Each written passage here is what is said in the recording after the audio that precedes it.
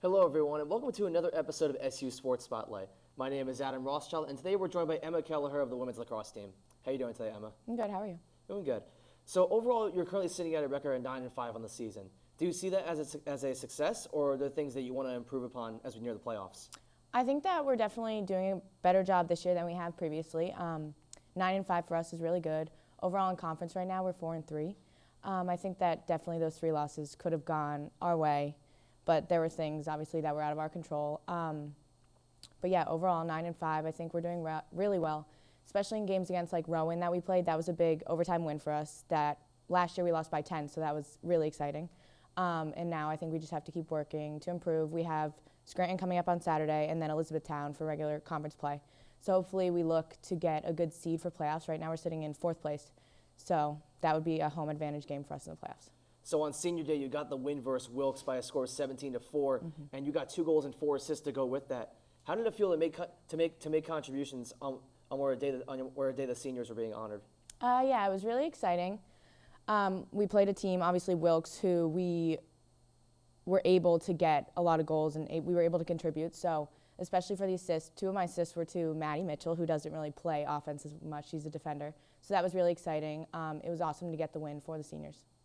And in your last matchup the other day against Goucher, you contributed on the offensive side with 2 assists. How have you been able to find ways to get your teammates in the right spot and find ways to get them involved? I think that we have been constantly working on our plays and everything at practice a lot. And doing that, when we get into games like Goucher, it's exciting to be able to fulfill the plays and be able to run them all the way through with those successful goals. And like you just mentioned before about Scranton and E-Town, that's what it's going to be to finish the year. What's the mindset going to be going into both of those matchups, trying to find a way to finish strong and try to find a way to get a good spot going into the postseason?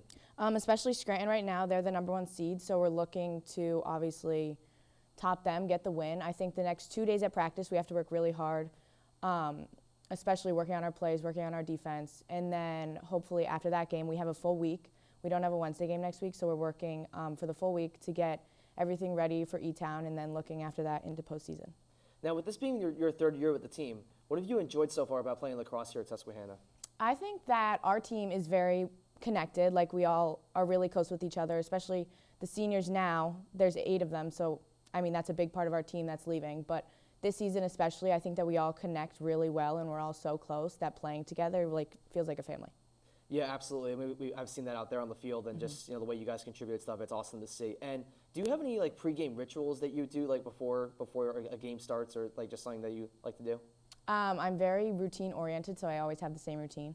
Me and some of the girls always go to Starbucks before the games.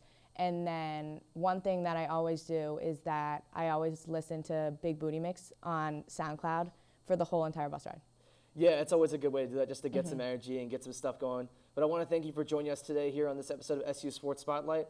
I'm Adam Rothschild, and thank you for listening to another episode of SU Sports Spotlight.